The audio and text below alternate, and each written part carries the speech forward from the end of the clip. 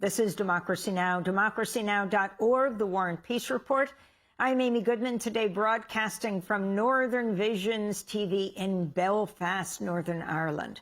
The Trump administration's approved Paramount's $111 billion bid to acquire Warner Brothers Discovery. On Friday, the Justice Department's antitrust division said it saw no evidence that the media mega merger would harm consumers, writing instead the deal would, quote, increase competition across the media and entertainment ecosystem, unquote. If completed, the merger would consolidate two major movie studios, two top streaming services and news outlets, CNN and CBS News, as well as HBO, all under the control of the Ellison family. Paramount's biggest shareholder is the billionaire Larry Ellison, a close ally of Trump. Paramount's CEO is Ellison's son, David Ellison. Last year, his company, Skydance, took control of Paramount, including CBS. Shortly after the Paramount-Skydance merger was approved, Ellison installed the right-wing journalist Barry Weiss as editor-in-chief of CBS News. And we all know what happened next, the gutting of CBS's premier news investigative hour, 60 Minutes, where the latest casualty was Scott Pelley, who was just recently fired.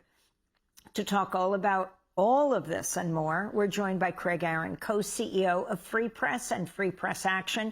Craig, talk about the significance of Trump's Department of Justice approving the merger of Paramount and Warner Brothers Discovery. Thanks for having me, Amy. What we saw happen on Friday was the Justice Department say they could find no reason to block this merger, and that's because they didn't look for one. This has been one of the most shallow and corrupt merger review processes we've ever seen.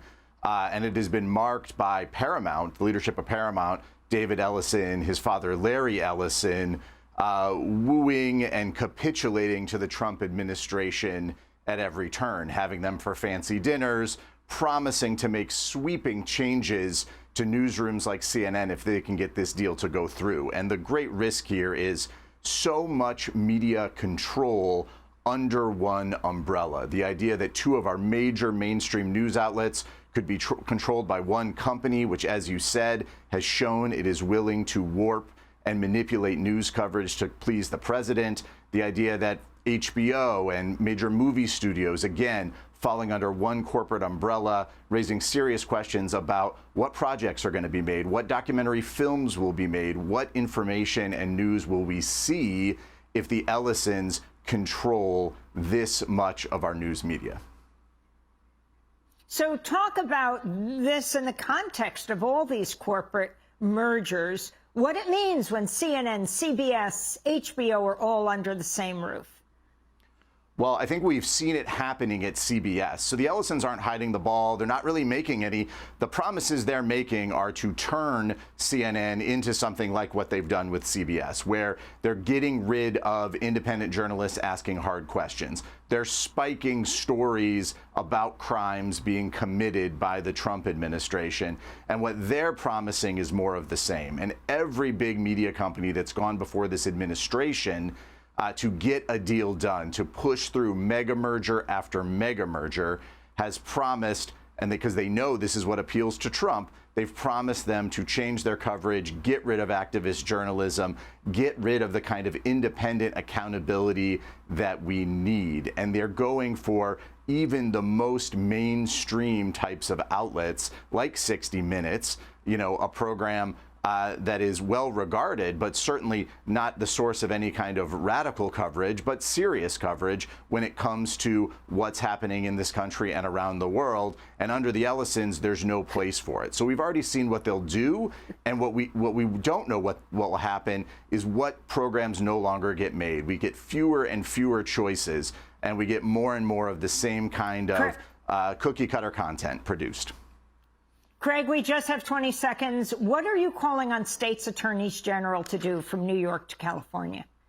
The important thing here, Amy, is this is not over. Just because the Trump administration abdicated their responsibility, the states have a responsibility to step in. Attorneys general can go to court, challenge this deal. The evidence is overwhelming that this is too much concentration and consolidation. State attorneys general in California, in New York, in other states need to take action to block this deal because the Trump administration certainly isn't going to do it. I want to thank you so much for being with us, Craig Aaron, co-CEO of Free Press and Free Press Action. Thanks to everyone here at Northern Visions TV in Belfast, Northern Ireland. The film Steal the Story, Please will premiere at Docks, Ireland tomorrow in Belfast at the Queen's Theatre. Check our website, democracynow.org. I'm Amy Goodman in Belfast. Thanks for watching Democracy Now! On YouTube. Subscribe to the channel and turn on notifications to make sure you never miss a video. And for more of our audience-supported journalism, go to democracynow.org, where you can download our news app, sign up for our newsletter, subscribe to the daily podcast, and so much more.